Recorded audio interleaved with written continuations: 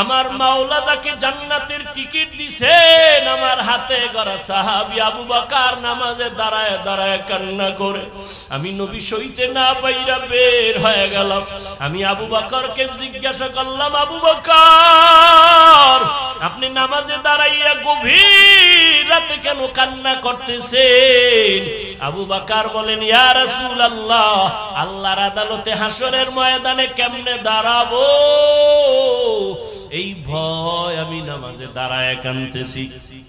নবী বলেন, আবু বকর জান্নাতি সাহাবীদের মধ্যে আপনি প্রথম নম্বরে সুসংবাদ পাইছেন, আবার ভয় কিসের? আবু বকর বলেন, ও নবী, যেই আল্লাহ আমার উপরে খুশি হইয়া জান্নাতের সার্টিফিকেট দিয়েছেন, ওই আল্লাহ যদি বেজার হইয়া আবার সার্টিফিকেট ক্যান্সেল করে দেয়, আমি মাওলার কাছে কি জবাব দিব সেদিন? আপনি যে ভয়ঙ্কর কথা বলছেন ওই হাসরের মাঠের। আম্মা জান আয়েশা বলেন, রহমতের নবীও কাঁদতেছেন কবরের ভয়ে, হাসরের ময়দানের ভয়। কিয়ামতের ময়দানটা হবে এই জমিন, নবীরা সমস্ত মানুষগুলো উলঙ্গ দাঁড়াবে, নারী পুরুষেরা। আম্মা জান আয়েশা বলেন, নবী হাসরের ময়দানে নারী পুরুষ যদি উলঙ্গ দাঁড়ায় লজ্জা কি কেউ পাবে না, শরম পাবে না? নবী বলেন, শরম পাবে দূরের কথা, এমন আযাব শুরু হয়ে যাবে, একদিকে সূর্যের গরম, অন্যদিকে জাহান্নামের আওয়াজ, অন্যদিকে রহমতের নবী বলতেছেন আমার আল্লাহর রাগান্বিত আওয়াজ, লিমানিল মুলকুল ইয়াউম লিল্লাহিল ওয়াহিদিল কাহ্হার। ও যুবক, কয়দিন আর যৌবনের বাহাদুরি করে নামাজ ছাড়বা, বেপরদায় চলবা, দাড়ি কাটবা? তোমার মতো কত যুবক তো এই ছাত্র জনতার আন্দোলনে কবরে চলিয়া গেল। ও যুবক বাবা, কত যুবকের লাশ গাড়ির নিচে তাকায়া দেখো, এমন একটা দিন নাই বাসের নিচে, গাড়ির নিচে, পানির নিচে যুবকের লাশ নাই। কয়দিন আর বাঁচবারে যুবক বাবা? আজকে তুমি যত বান্ধবী দেখো আর বন্ধু দেখো, ওরে আজরাইল যখন এসে যাবে কেউ নাই, তোমার আমার গায়ের গেঞ্জিটা পর্যন্ত বেলেট দিয়া কেটে কেটে রেখে দিবে, কেউ নাই। কই আমার বন্ধু যদি শুনে তুমি আমি মরে গেছি, সাথে সাথে বন্ধু মোবাইল থেকে নাম্বারটা ডিলিট করে ফেলবে, বলবে তো মরিয়া গেছে, এখন আর এর নাম্বার মোবাইলে রাইখা লাভ নাই। আমার হাতের ঘড়ি বলি আমার ঘড়ি, আমি মরিয়া গেলে ঘড়িটা আরেকজনে হাতে দিয়া বলবে এটার মালিক আমি, আমার মোবাইলটা আরেকজনে হাতে নিয়ে বলবে মোবাইলটা আবার আমার বাড়ি, আমার বাড়ি, আমার গাড়ি যাই বলি সবাই আমাকে নামায় বলবে বাড়ির মালিক আমি। আমারে তিনটা সাদা কাপনের প্যাকেট বানাইয়া জানাজা পড়াইয়া এমন একটা কবর বাসবাগানে নিয়ে রাখবে যেখানে বাতি নাই, সাথী নাই, কোনো আপন কেউ নাই। আমার মা কোথায়, বাবা কোথায়, ভাই কোথায়, বোনেরা কোথায়, বন্ধু কই? এখন আমি ডানে বামে দেখবো মাটি আর অন্ধকার আর মাটি। ওই কবর দেইখা উসমান রাদিয়াল্লাহু তাআলা আনহু কান্না করে। ও উসমান, আপনি জান্নাতি সাহাবী, কান্দেন কেন? বলে অন্ধকার কবরে গিয়া যদি তিনটা প্রশ্ন দিতে জবাব দিতে না পারি, আমার মাওলার গায়বী আওয়াজ হবে, ও কবরের মাটি এই নাফরমানের দুই পার্শ্ব থেকে জোরে জোরে চাপ দাও। কবরের মাটি চাপ সহ্য করতে পারবি না রে যুবক।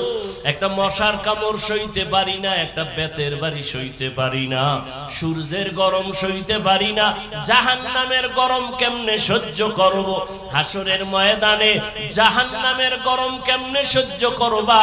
সাহাবায়ে কেরাম যদি এত আমল তাকওয়া নিয়েও কান্না করতে পারেন, ওমরের মতো বান্দা কাঁদতে পারেন, তুমি আমি তো যা করি আমল নাই, নামাজ নাই, রোজা নাই, দাড়ি নাই, টুপি নাই। ও দাড়িওয়ালা, দাড়ি কামানেওয়ালা ভাইরা, বেপরদাওয়ালা ভাইরা, ও পর্দার আড়ালের মা বোনেরা, ও বৃদ্ধ বাবাজিরা, দুনিয়াটা কিছুই না রে বাবা। সাহাবাদের কান্না যদি হয় তোমার আমার কান্না করতে করতে তো বুক ফাটিয়া মরিয়া যাওয়ার কথা, অথচ তোমার আমার চোখে পানি নাই। অন্যেরা যদি কান্না করে তাও তুমি পছন্দ করো না রে বাবা।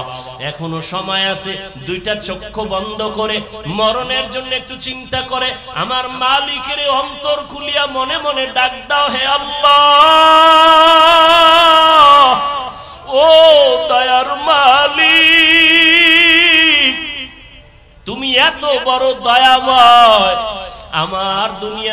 আসার পরে মা বাবায় কত মিষ্টি খাইলেন, আনন্দ করলেন, আমি কত পবিত্র। আজকে আমি এতটাই গুনার কারণে নাপাক, আমার গুনার কথা আমার মা জানে না, ভাই জানে না, বোনেরা জানে না, আমার পরিবারের কেউ জানে না। গুনার কারণে মনে হয় আমার হাত না পাক, আমার চোখ না পাক, আমার জিহ্বা না পাক, অন্তর না পাক। আজকে আমার গুনার খবর ভাই জানলে আমাকে ভাই বলে সম্মান করত না, স্ত্রী জানলে স্বামী বলে বরণ করত না, মা বাবায় আমার অন্যায়ের খবর জানলে ভালো চোখে তাকাইতো না। ও আল্লাহ, তুমি কত দয়ার মালিক। আমার হাজারো গুনাহ দেইখা রাগ করিয়া পানি বন্ধ করো নাই, বাতাস বন্ধ করো নাই, সূর্যের আলো বন্ধ করো নাই। ও আল্লাহ, আজকে তওবার নিয়তে ময়দানে হাজির হয়েছি। শয়তানের ধোকায় পড়ে কত দাড়ি কাটছে, কত নামাজ ছাড়লাম। আল্লাহ, আজকে থেকে তওবা করলাম, মরিয়া গেল আর নামাজ ছাড়বো না, দাড়ি কাটবো না, বেপরদায় চলবো না, মা বাবার সাথে বেয়াদবি করবো না, ওলামায়ে কেরামের পরামর্শ নিয়ে নবীর তরিকা মানিয়া 5 বেলার নামাজ পড়বো। ও যুবক বাবারা, বৃদ্ধ বাবাজিরা, পর্দার আড়ালের মা বোনেরা, ব্যবসায়ী ভাইরা, জীবনে যত মিথ্যা বলছেন তওবা করেন মনে মনে, আর মিথ্যা বলবেন না, গালি দিবেন না, কারো বিরুদ্ধে যাবেন না, গীবত করবেন না। সাহাবায়ে কেরামের মানদণ্ডের কিনারায় নেই, সাহাবাদের 1000 ভাগের 1 ভাগও তারা হতে পারবে না, আবু বকরের মতো হতে পারবে না। সাহাবায়ে কেরামের এত সুন্দর ইলম, এত সুন্দর আমল, এত সুন্দর তাকওয়া, এত সুন্দর তাদের ব্যবহার, এত সুন্দর তাদের পরহেজগারি, এর 1000 কোটি ভাগের 1 ভাগ তুলনা কারো সাথে চলবে না। এবার আসেন, সাহাবাদেরকেও যদি আবার ওজন দেওয়া হয়, ওজন দিয়া যদি রহমতের নবীর পাশে দাঁড় করানো হয়, আমার নবীজির সমতুল্য কখনো হবে না। ইলমে রা'জাজু করদান বেহিসাব, খলকে রাদাদান জওয়াবে বাসওয়াব, হক না দারত দোস্তে খলকা জারে রাহ, নিস্তে ই খসলত একে দিন দারে রাহ। আপনাদের কদমতলী থানায় ধনী আছে না নাই? ধনী মানুষ, টাকার গরম আছে না নাই? মানুষের ভিতরে কিছু গরম আছে। ও ভাই, তুমি এত গরম গরম কথা কেন কও? আমার ভিতরে টাকার গরম। টাকায় কথা কয়, কে কথা কয়? আমি কথা বলি না, টাকায় কথা বলে। আর একজন আর টাকা নাই, হেও গরম গরম আউলা জাউলা লেভেল সারা কথা কয়। কি তোর টাকা নাই, তুই তো ফকিন্নির ভোলা, তুই কেন গরম কথা কও? আমি কথা কই না, আমার দলের ক্ষমতার চেয়ারে কথা কয়। আছে না নাই? আর এক দলের ক্ষমতাও নাই, টাকাও নাই, কেউ তুমি আবার এত চিল্লায় কথা কও কেন? আমার এলেমের গরমে কথা হয়, আমার ভেতরে একটা শিক্ষার গরম আছে। মূর্খর সামনে আমার পাওয়ার বেশি। আর একজনের টাটকা মূর্খ, সেও গরম কথা কয়।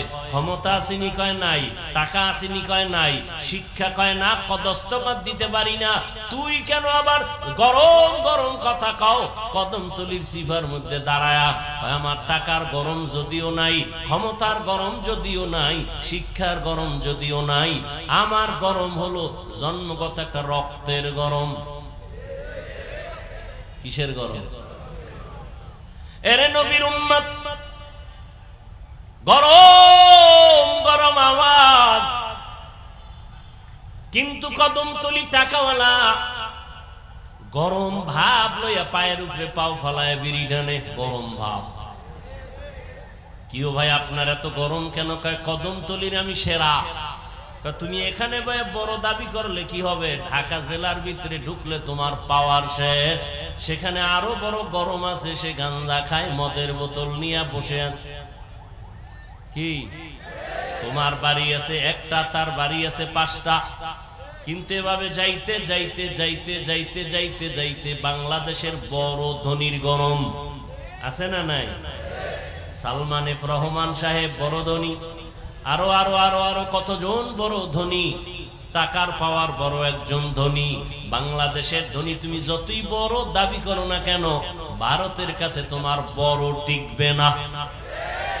ভারতের আবার বড় মাস্তান, বড় বড় যত দাবি করো না কেন, আমেরিকার বড়র কাছে তুমি সারেন্ডার হতে বাধ্য, সেখানে তোমার বড়র বড়াই টিকবে। সারা দুনিয়ার যত বড় সব যদি এক পালায় দেও, আমার আল্লাহর বরাদ্দের সামনে টিকবে না। কোটি টাকার মালিক দেখো অভাব হয় না দূর, গরিবে ঘুমায় আরাম করে মনটা বাহাদুর। ফেরাউনের লাশটা দেখো মিশর জাদু ঘরে, খায় না মাটি পোকা মাছি সবাই ঘৃণা করে। হৃদয়ে থাকিবে যার নম্রতা সদা, রহমত আসিবে সেথা প্রভুর ওয়াদা। বড়র বড়াই থাকলে দিলে রহমত আসবে না, নিজেকে নিজে ছোট মনে করিও সাদা। উঁচু জমিন থেকে পানি নিচু জমিনে যায়, তেমনি খোদার রহমত আসে নম্রতার হৃদয়। ভোগবিলাসের বাড়ি গাড়ি পরে রবে সব, থাকতে সময় স্মরণ করো আল্লাহ আমার রব। ওই বড় লোক লাভ কি, টাকার বাহাদুরি করে লাভ কি যদি টাকা নিজে খাইতে না পারি? ওই 10 তলা বিল্ডিং এর বাহাদুরি করে লাভ কি যদি বিল্ডিং এ আগুন জ্বলে যায়, আগুন লাগায় দেয়? ওই বাড়ি গাড়ির বাহাদুরি করে লাভ কি যদি বাড়ি গাড়ি ছাইরা এ দেশ ছেড়ে পালাইতে হয়? ঠিক নি? ওই বড়ত্বের কোনো দাম নাই। কিন্তু দেখেন হিসাব কইরা ভালো করে, জ্ঞানী এখানে সবাই বসা আছেন, একটু মাথার জ্ঞানটা খাটান। যত বড় দেখলাম আজ বড় কাল নাই, সম্মানের ফুলের মালা কালকে জুতার মালা, কিন্তু একমাত্র এক দল আল্লাহর গোলাম। এই জমিনের মধ্যে শীত নাই, গরম নাই, ঠান্ডা নাই, পানি নাই, যখন তখন অল টাইম, দেশ নাই বিদেশ নাই, সর্ব জায়গায় সর্ব অবস্থায়, আগেও যেমন এখনো যেমন ভবিষ্যতেও তেমন সম্মান আছে, সম্মান ছিল, সম্মান থাকবে। এদের সম্মান কমে নাই, কমাতেও কেউ পারে নাই। তারা একটাই মাত্র দল, উলামায়ে আহলে হক। ইলমে রা'জাজু করদান বেহিসাব, খলকে রাদাদান জবাবে বাসওয়াব। এখান থেকে একটা পয়েন্ট আমি ঔষধ দেই আমার কলিজার যুবকদের। ও কদমতলির যুবক বাবারা, পাও ধরে যদি বললে মা রাজি হও, বলো পাও ধরি। তবে তোমার বিশ্বাস নামক একটা তোমার ভেতরে যে জিনিস আছে, ওটার উপরে আমি কঠোরতা দাবি করে একটা কসম কয়া বিশ্বাস বাড়াবার জন্য বলি। আল্লাহর কসম একবার, আল্লাহর কসম দুইবার, আল্লাহর কসম তিনবার। ওয়াল্লাহি বিল্লাহি তাল্লাহি, আল্লাহর কসম।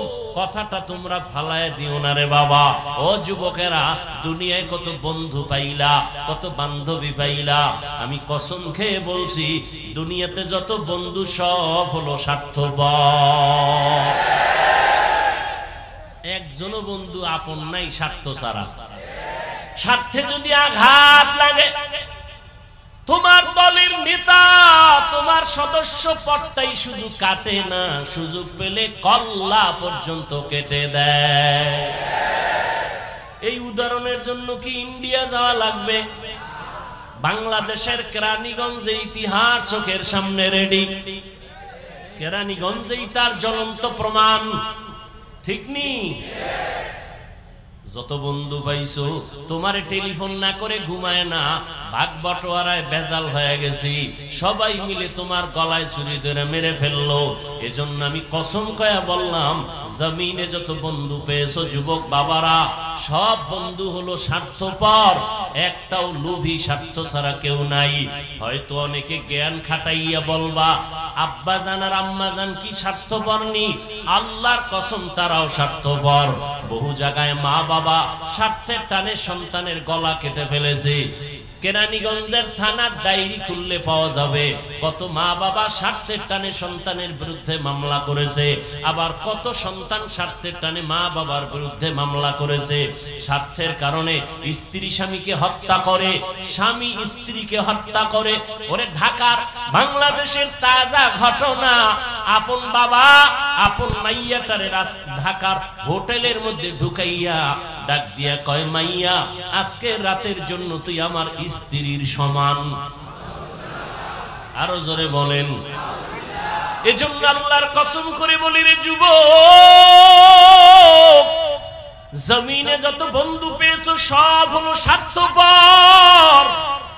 তবে আল্লাহর কসম, তোদের কলিজার একমাত্র কেবলমাত্র শুধুমাত্র তোদের কলিজার আপন বন্ধু নিঃস্বার্থ।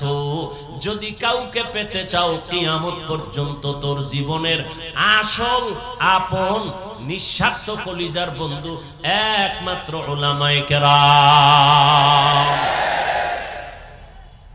কি পরিমাণ আমগো গালি দাও আমরা কানে শুনি, কি পরিমাণ আমাদের বিরুদ্ধে ফেসবুকে লেখালেখি করো তাও জানি। ইমাম সাহেব মসজিদে খেদমত করেন, বেতন কত? গ্রামে 5,000, 6 মাস বাকি, শহরে একটু বেশি, তাও কিন্তু 5, 10, 15,000 একজনে দেয় না। সভাপতির এত পাওয়ার কেন? কয় মসজিদের সভাপতি বেতন দেয় কত? ইমামরে কয় 100 টাকা। কত দেয়? সেক্রেটারি কত? কয় 50। বাকি আছে নি? কয় 11 মাস। ঠিক নেই? ইমাম সাহেব এক ওয়াক্ত নামাজে নাই, দরজার সামনে একজন জিগা, ইমাম সাহেব গেছিলেন কই? ইমাম কয় আপনি কে?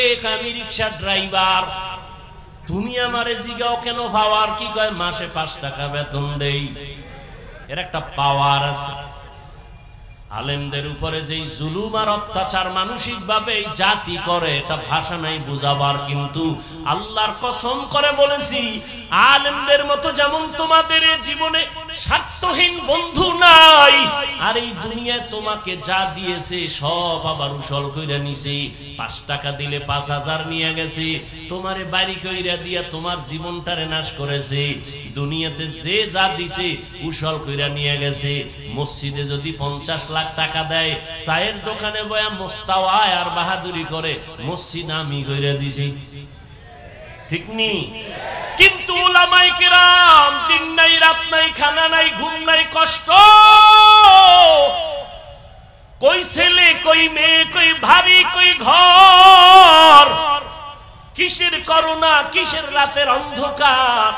আল্লাহর কসম, উলামায়ে কেরাম এই জাতিকে যা দিয়েছে নিঃস্বার্থ ভাবে, এই দেশকে যা দিয়েছে, জমিনে কোন নেতা উম্মতের কে তুলে দিতে পারে না। সরকার কোটি কোটি টাকা ব্যয় করে বাহিনী বানাইছে, বাহিনী ঠিক নেই, বিভিন্ন ক্যাটাগরির বাহিনী বানাইছে, অস্ত্র দিছে, রাইফেল দিয়ে দিছে, ক্ষমতা দিয়ে দিছে, পাওয়ার। দুর্নীতি বন্ধ করো, চাঁদাবাজি বন্ধ করো, জুলুম বন্ধ করো, মদের আড্ডা বন্ধ করো, নেশাগ্রস্ত বন্ধ করো, সব অন্যায় বন্ধ করো। সরকারের কোটি কোটি কোটি টাকা ব্যয় করে যে বাহিনী বানাইয়া রাস্তায় ছেড়ে দিল, দুর্নীতি বন্ধ হলো? সোনার বাংলায় বয়সে দেখলাম দুর্নীতি বন্ধ হয় নাই, বরং চ্যাম্পিয়ন হয়েছে। সমাজে জুলুম বন্ধ হয় নাই, হয়েছে? একদল গেছি জুলুম গেছি গা, কয় না ঘরের ভিতরে আগুন লাগাই লোকে, দোকানে ডাকাতি হয় কেন?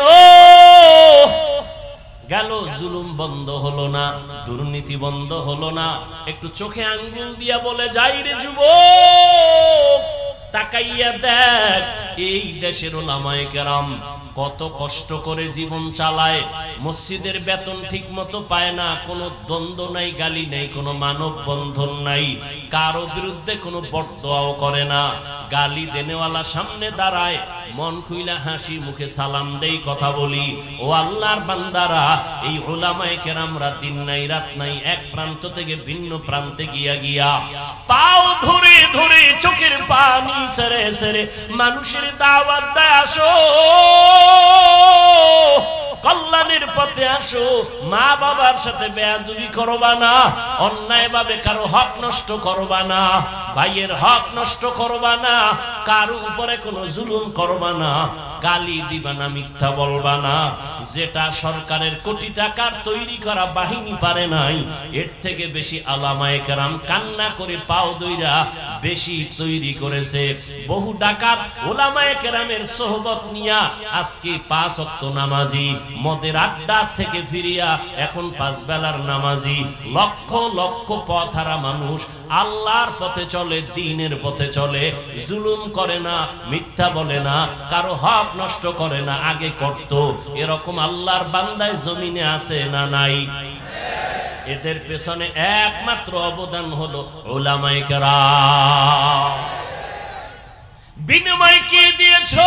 দিয়েছো গালি, ফেসবুক করেছো গরম, ওলামাদের বিরুদ্ধে লেখালেখি করেছো। কি লাভ হয়েছে? তোমার কোনো লাভ হয় নাই, বরং তোমার কপাল পুড়ে গেছে, তোমার কপাল পুড়ে গেছে। এত সুন্দর আয়োজন, হাজার হাজার হাজার মানুষ কলিজা দিয়া কান্না করে মোনাজাতে দোয়া করে, তোমার চোখে পানি নেই। তোমার চোখে পানি নেই কেন? এর একমাত্র কারণ, তোমার উপরে গুনার কারণে আমার আল্লাহ বেজার হয়ে গেছে।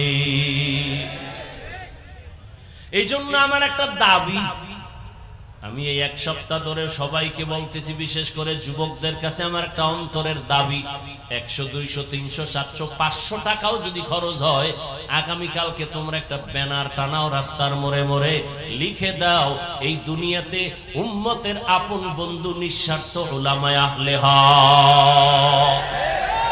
লিখে দাও, এছাড়া তোমাদের আপন বন্ধু নেই। দোয়ার বেলায় আলেম কলিজা দিয়ে দোয়া করে, ব্যবসায়ীর জন্য দোয়া করে, অসুস্থ রোগীর জন্য দোয়া করে, কবরওয়ালার জন্য দোয়া করে। এজন্য আল্লাহ পাক বলেন, দুনিয়াতে তোমরা উলামায়ে কেরাম ছাড়া আর শান্তির পথ খুঁজে পাইবা না, কারণ নবী আর আসবেন না, সাহাবায়ে কেরাম আসবেন না। এই বন্ধুই আল্লাহ পাকের যে আয়াত আমি পড়েছি, আল্লাহ বলেন, ও মুমিন, আল্লাহকে ভয় কর, আর জমিনে আমার কিছু প্রিয় বন্ধু থাকবে, তাদের বন্ধু হইয়া চলো। কুনু মা'আস সাদিকিন, সত্যবাদী যারা তাদের বন্ধু হয়ে থাকো। সত্যবাদী মানে সত্য কথা বলে কয় না, যার সর্বসাইড সততায় ভরা, সততার চাদর দিয়া জীবনটাকে আটকায় নিছে।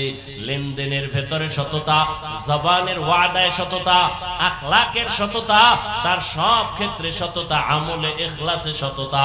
আর পৃথিবীতে সততার মানদণ্ডে এক ব্যক্তি শ্রেষ্ঠ, রাহমাতুল লিল আলামিন। কেমন মায়ার নবী আমার, যেই নবীর 63 বছর হায়াতে ভুলেও কোনোদিন একটা মিথ্যা কথা বলেন নাই। কেমন সত্যবাদী নবী, যেই রহমতের নবী আমার, একটা গালি কাউকে দেন নাই। গালি দিবে দূরের কথা, হাজারো গালি শুনছেন, একটা গালির জবাবও দেন নাই। আরো আশ্চর্য কথা, মায়ার নবী কোনদিন কারো দিকে চোখ দুইটা গরম করে তাকান নাই। কেমন মায়ার নবী আল্লাহ আমাদের দান করেছেন, যেই নবীকে দেখার জন্য গর্তের পিপিলিকা আল্লাহর কাছে আরজি পেশ করে। আর ওই নবীর উম্মত হইয়া আমরা সেই নবীকে চিনতে পারি নাই। ও যুবক, আল্লাহর গোলাম, যদি নবীরে চিনতে পারতে রে যুবক, দলের মোহাব্বত নিয়ে রাস্তায় মিছিল করো, নেতার পক্ষে মিছিল করো, আমার নবীরে যারা গালি দেয় তাদের বিরুদ্ধে কেন তুমি রাস্তায় দাঁড়াও না? যদি তুমি নবীর মায়া মোহাব্বত নিয়ে রাস্তায় দাঁড়াইতা, এই সোনার বাংলায় নবীর দুশ্মন কোনদিন চোখ তুলে কথা বলার সাহস পেত না।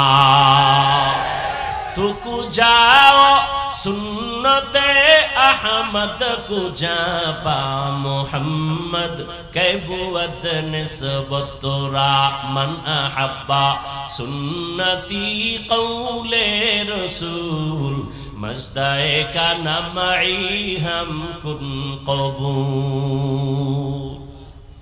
एरे नबीर उम्मत, তাহলে এতক্ষণ আলোচনায় কি বুঝলেন? ওলামায়ে কেরাম লাগবেনি? জোরে বলেন। যারা মহাপণ্ডিতি করে বলে আমার আলেম লাগে না, কোনো মুরব্বি লাগে না, আল্লাহর কসম তাদের দুনিয়াও বরবাদ পরকালও বরবাদ। একটু খেয়াল করেন তো, এখন যারা ইদানিং কালে ফেসবুকে উল্টা পাল্টা লেখে, ভালো করে তালাশ করে দেখবেন এই একটারও কোনো মুরব্বি নেই। যেটির মুরব্বি নেই এটি বেয়াদব। মুরব্বি মানে নেই কি বলেন? বেয়াদব। লিকুল্লি শাইইন জিনাতুন ফিল ওয়ারা ওয়া জিনাতুল মারই তামামিল আদাবি আজ খুদা খাইমে তৌফিকে আদব বেআদব মাহরুমে গাশত আজ ফজলে রব। এই মিয়া ছাত্র জনতার আন্দোলন হইছে না? ভালো করে খেয়াল করেন, প্রত্যেকটা পয়েন্ট খাইবেন, বিশেষ করে ওলামায়ে কেরাম। ছাত্র জনতার আন্দোলন ভালো করে বুঝেন। এখানে জনতা ছিল, ওলামায়ে কেরামদের ভূমিকা অস্বীকার যে করবে সে নিকৃষ্ট মুনাফিক। এই ছাত্ররা নিজের বুদ্ধি দিয়ে সফলতা আনতে পারে নাই, পেছনে পরামর্শ দেনেওয়ালা ছিল মুরব্বীরা। মুরব্বীদের পরামর্শ মানতে গেলে সফলতা আসবে, অ্যাবাউট করলে কপাল ভরে যাবে। কপাল। একটা গরুর গলায় রশি লাগানো, মালিক ধরে রাখছে, গরুটা ডানে বামে যখন অন্যের ফসলে মুখ লাগায় মালিক রশি ধরে টান দেয় আর খাইতে পারে না। ঠিক যারা মুরব্বি মেনে চলে, আল্লাহর প্রিয় বান্দাদের নেক নজর নিয়ে চলে, তারা উল্টা পাল্টা করতে পারে না, করলেই পেছন থেকে টান দেয়। এই বক্তব্যটা কেন দিলি, তাড়াতাড়ি মাপ চা। ঠিক নেই? আমার এত ভক্ত, এত কিছু, আমি নিজেরটা নিজে খাই, নিজের দৌড়ান নিজে দৌড়াই। আমি যদি এখন মনে করি আমার ওয়াজে এত আল্লাহর গোলাম, আমি এখন যা মনে চাই তাই বলবো, এই চিন্তা কইরা বলতে গেলে পারি, কতক্ষণ বলতে গেলে পারবো, কিন্তু না, আমার মাথার উপরে পেছন থেকে মুরব্বি আমাকে ইশারা করতেছে, বয়ানে উঠার আগে ইশারা করে, নামার পরে ইশারা করে, এমন কোন মুহূর্ত নাই মেসেজ দেয়, হাফিজ সাহেব তুমি এমন কথা বলো, এমন কথা বলবা না, এইভাবে বয়ান করো, এইভাবে বয়ান করবা না। আমি আবার চিন্তা করি, একটা যদি গায়ের জোরে বইলাই ফেলাই, মানুষের কাছে জবাব দেওয়ার আগে আমার মুরব্বি আমারে ধরে ফেলবে। এই জন্য সহজ কথা, রহমতের নবী দুনিয়াতে আসছেন রবিউল আউয়ালের কোন এক বছর, কোন এক বছরের রবিউল আউয়ালে রহমতের নবী মক্কা নগরীতে আসছেন, আবার কোন এক বছরের রবিউল আউয়ালে রহমতের নবী জমিন থেকে বিদায় নিলেন। এক রবিউল আউয়ালে আসছেন আর এক রবিউল আউয়ালে গেছেন, মাঝখানে সময় কত বলেন না কেন? 63 বছর রহমতের নবী দুনিয়ার থেকে আসিয়া চলে গেলেন। এমন একটা জায়গা আসছেন মক্কা নগরী, যেই মক্কার মানুষ ইতিহাসের নিকৃষ্ট, খারাপ চরিত্র, খারাপ, এত খারাপ, যেই খারাপের কোনো ভাষা নাই বলা। দুনিয়ার সবাই জানে জাহেলিয়াতের বর্বরতার যুগ ছিল ওইটা, কেমন খারাপ। মক্কার মানুষের মতো অন্য দুনিয়ার অন্য প্রান্তে এত খারাপ মানুষ ছিল না, এটাও বিবেকে ধরে না। মসজিদের পার্শ্বে যার ঘর, এই লোকটা যেই পরিমাণ খারাপ হতে পারে, মসজিদের দূরের লোকটার তুলনায় তো বেশি হতে পারে না। বাহিরের লোকটা যত খারাপ হবে, মসজিদের পাশে যে থাকে সে কম খারাপ হবে, কারণ পাশে মসজিদ। কি আতরের দোকানের তো একটা ঘেরানো আছে। মক্কা নগরীর মানুষ কেন এত খারাপ? অন্য দুনিয়ার প্রান্তের মানুষ কেন খারাপ না? মক্কার মানুষ বুঝলাম খারাপ, তবে অন্যদের তুলনায় একটু কম খারাপ হবে, কিন্তু এত বেশি কেন? কম হবে কেন? কারণ এখানে তো আল্লাহর একটা ঘর, বাইতুল্লাহ, যেটা দেখলে শুধু সওয়াব আর সওয়াব, এমন একটা ঘর বাইতুল্লাহ, যেই বাইতুল্লাহর দিকে শুধু তাকাইয়া থাকবে, কিছু বলবে না, অনবরত সওয়াব।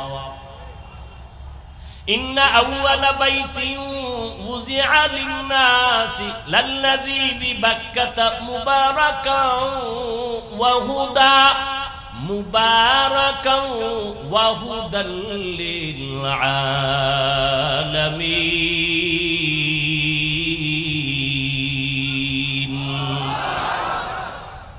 আল্লাহ জমিনটা বানায় একটা ঘর বানাইলেন, কোনো বাসিন্দা নাই, জমিন বানায় আল্লাহ ঘর বানাইলেন মক্কা নগরীতে বাইতুল্লাহ। এমন একটা ঘর যেদিকে তাকাইলে সওয়াব, এমন একটা ঘর যে এরিয়ার মধ্যে ঢুকলে তার নিরাপদ। হাজাল বালাদিল আমিন, নিরাপদ শহর।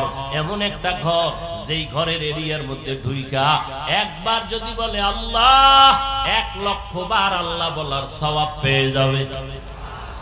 একটা সিজদা যদি দেয় 1,00,000 সিজদার সওয়াব আল্লাহ দান করবেন। এই ঘরের পাশের মানুষগুলো এত খারাপ কেন? বিস্তারিত জবাবের নির্যাস হলো, এই মানুষগুলো এত খারাপ হওয়ার কারণ এদের কোনো মুরব্বি নাই। কি নাই? এদের কোনো অভিভাবক নাই। ঈসা নবী চলে গেছেন, আর মাঝখানে কোনো নবী নাই। সর্বশেষ রহমতের নবী আসছেন, মাঝখানে মানুষগুলো অভিভাবক হারাইয়া মন মতো চলে, যার পেছনে কোনো ডিরেকশন দেনেওয়ালা নাই, গাইড দেওয়ার কেউ নাই। তখন তার চলার কোনো ব্যালেন্স থাকে না, কথার ব্যালেন্স থাকে না, বেপরোয়া ভাবে চলে। আল্লাহ পাক মানুষের আবার ব্যালেন্স গুলো ঠিক করার জন্য যেমন আদম থেকে নবী পাঠাইতেই থাকলেন, আমার নবীর এসে ব্যালেন্স ঠিক করার জন্য আবার অভিভাবক করে নবীকে পাঠাইলেন মক্কা নগরীতে। রহমতের নবী মক্কা নগরীতে আসছেন, আশাটাকে বাংলায় বলে শুভাগমন, জন্ম মোবারক, আরবিতে বলে মিলাদুন নবী। কি বলে? মিলাদুন নবী। সংক্ষেপ কথা বলে যায় 1 মিনিটে। রহমতের নবীর শানে কয়েকটা শব্দ আমাদের ভারত, বাংলাদেশ, পাকিস্তানে প্রচলিত নবীর আশেকদের মাঝে। একটা শব্দ হলো মিলাদুন নবী, আর একটা শব্দ হলো সিরাতুন নবী, আর একটা শব্দ ওয়াফাতুন নবী, আর একটা শব্দ দাওয়াতুন নবী। এই শব্দগুলোর বিশ্লেষণ আমি দিব না, তবে সংক্ষেপে বলবো, এই 4টা শব্দ মিলাদুন নবী, সিরাতুন নবী, দাওয়াতুন নবী, ওয়াফাতুন নবী, 4টা শব্দ আমার একমাত্র রহমতের নবীর শানের শব্দ। এই 4টা শব্দ মুসা নবীর বেলায় ব্যবহার হয় না, ঈসা নবীর বেলায় ব্যবহার হয় না, ইব্রাহিম নবীর বেলায় ব্যবহার হয় না। একমাত্র আপনার আমার নবী রহমতুল লিল আলামিনের বেলায় ব্যবহার হয় মিলাদুন নবী, সিরাতুন নবী, দাওয়াতুন নবী, ওয়াফাতুন নবী। এই নবীর শব্দগুলো নবীজির শানের। অতএব এই শব্দকে যারা ছোট দেখবে তাদের ঈমান ছোট হয়ে যাবে। সহজ কথা, কোনো দ্বন্দ্ব নাই, ইখতিলাফ নাই, দূরত্ব দূর করেন, সবাই এক হন। দূরত্ব হতে হতে আজকে জাতিকে ধ্বংস করার জন্য দুইটা যত পলিসি আছে এর মধ্যে দুইটা প্রধান। এক, শিক্ষার মেরুদণ্ড ভেঙে দাও তো জাতি ভেঙে যাবে। 2, এই জাতির ঐক্যবদ্ধতাকে ভেঙে টুকরো করে দাও, তাহলে জাতি দুর্বল হয়ে যাবে। তাহলে আমাকে শিক্ষার মেরুদণ্ড ভাঙ্গা। শরআতে পড়ছি, ওযু শরআতে পড়েছিলাম আল্লাহ পড়ছি না।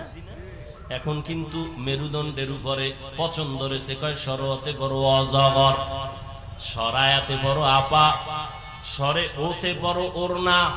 এইভাবে শব্দ দিয়া দিয়া শব্দ বাড়ায়। সেদিন আমাদের কথা বলি নাই, আমরা কি সুন্দর শিক্ষা করে আনছি। সকালে উঠিয়া আমি মনে মনে বলি, আমি যেন সারা দিন ভালো হয়ে চলি। বুঝলে গেছেন না? সারা রাত মোবাইলে আকাম করলেই মনে থাকেনি। আদেশ করেন যাহা মোর গুরুজনে, আমি যেন সেই কাজ করি ভালো মনে। আর এখন কি শোনাচ্ছে? কিরিং কিরিং টেলিফোন, হ্যালো হ্যালো হ্যালো, কে তুমি, কাকে চাও, বলো বলো বলো। আমি ম্যাও, হ্যালো ক্যাট, বিড়ালকে চাই, জরুরি খবর আছে ডেকে দাও তাই। হাম টিমা টিম টিম, তার খাড়া দুটো শিং, তারা মাঠে পারে ডিম। ঠিক নেই? जिंदगी में बंदगी तू करना है, जिंदगी में बंदगी तू करना है, जिंदगी बे बंदगी शर्मिंदा है, जिंदगी बे बंदगी शर्मिंदा है। दुनिया में हो दुनिया का तलबगार ना हो,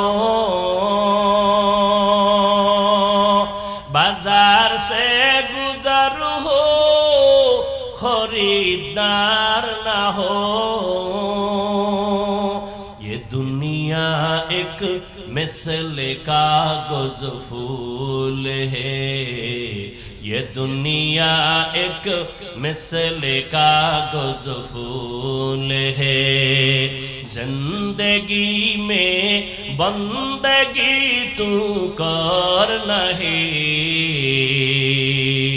जिंदगी में बंदगी तू कर नहीं, जिंदगी बे बंदगी शर्मिंदा है, जिंदगी बे बंदगी शर्मिंदा है।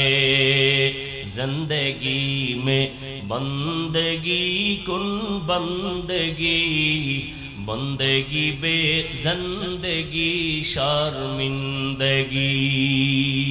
খারাপ লাগে আপনাদের? এত সুন্দর পরিবেশ কে তৈরি করে দিলেন? চিন্তা করা যায়?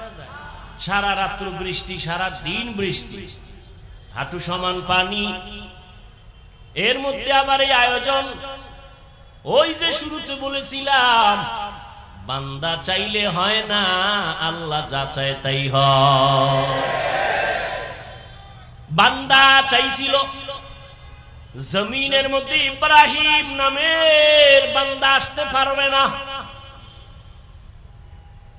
আল্লাহ কয় আমি ইব্রাহিমকে পাঠাবো। ঠিকই নমরুদের কথা হয় নাই, নমরুদের নাকের ডগায় আল্লাহ ইব্রাহিম নবীরে পাঠালেন। ঠিক নেই? শুধু পাঠান নাই, সেই ইব্রাহিমের দিয়া নমরুদের খতম ঘন্টায় বাড়ি ভরে গেল। ঠিক কাটটা হলো বান্দারটা না আল্লাহরটা? ফেরাউন নামের বান্দা চাইলো মুসা নামের গোলাম এই জমিনে আসতে দিব না, শত শত বাচ্চাদের হত্যা করলো ফেরাউন নমরুদ। আল্লাহ কয় ফেরাউন না, আমি মুসারে যে তো পাঠাবই, শুধু পাঠাবো না, তোর ঘরে রাইখা তোর টাকা দিয়া বড় বানাম।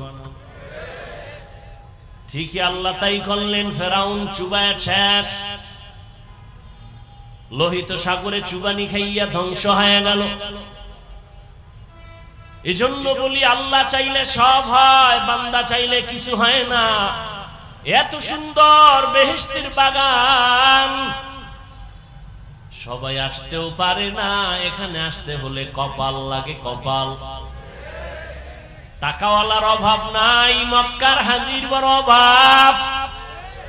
টাকা থাকলেই বাইতুল্লাহ যাওয়া যায় না যদি মাওলায় কপালে না রাখে। মনে চাইলেই বেহেশতের বাগানে বসা যায় না আল্লাহ যদি কবুল না করেন। এই বাগানটার এখন এত দাম, রহমতের নবী বলেন বসার সাথে সাথে সবার জীবনের সব গুনাহ মাফ হয়ে গেছে।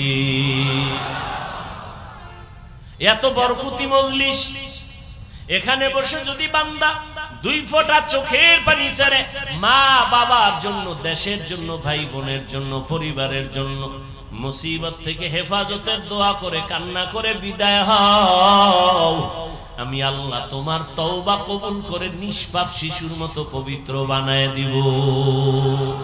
আতিনা ফি দারে দুনিয়া না হাসান, আতিনা ফি দারে উকবা না হাসান, ইয়া গিয়াসাল মুস্তাগীসিন ইহদিনা লিফতিখারা বিল উলুমি ওয়াল গিনা।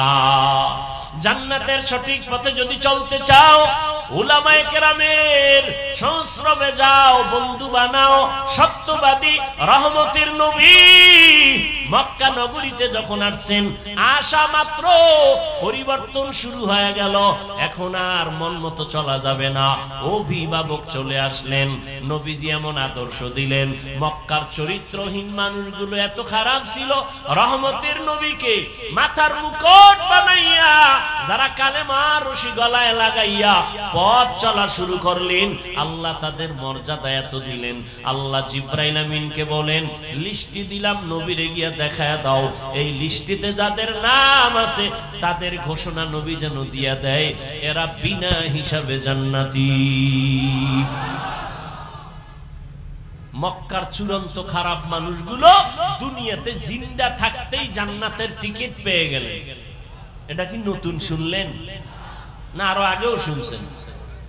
দুনিয়াতেই জান্নাতের টিকিট হাতে পেয়ে গেলেন আবু বকর, ওমর, ওসমান, আলী সহ 10 জন সাহাবা রাদিয়াল্লাহু আনহুম আজমাইন।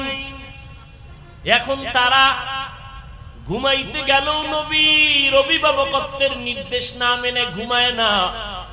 এতদিন মন চাইলে ঘুমাইতো, মন চাইলে উঠতো, খানা পাইলে খাইতো, না পাইলে নাই, ভালো মন্দ যাচাই করতো না। এখন খানা খাওয়ার আগেই একটু চিন্তা করে হালাল না হারাম। খানাটা মুখে দেওয়ার আগে দোয়া পড়ে বিসমিল্লাহি ওয়া আলা বারাকাতিল্লাহ। চলতে গিয়ে এখন মন মতো চলে না। মদিনার নবী অভিভাবক হয়ে বলছে, ডাইনে চলবা সুন্নত, নজরটা নিচে রাখবা সুন্নত।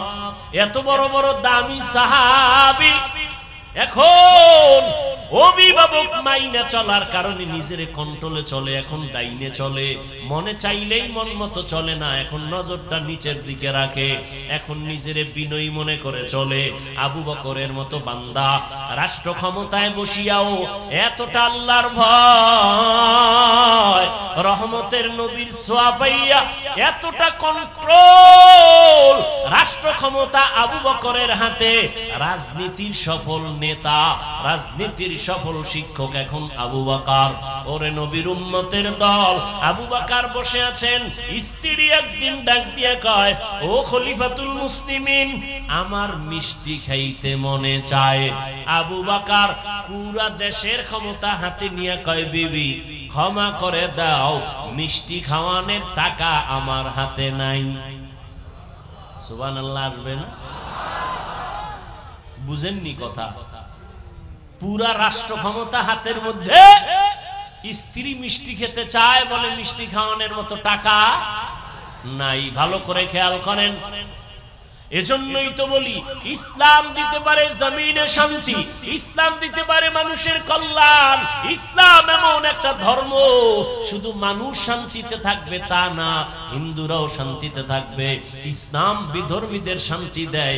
দেখছেন না, এই যে আন্দোলনের পরে ওলামায়ে কেরাম মুসলমানরা হিন্দুদের মন্দির পর্যন্ত পাহারা দিয়েছে।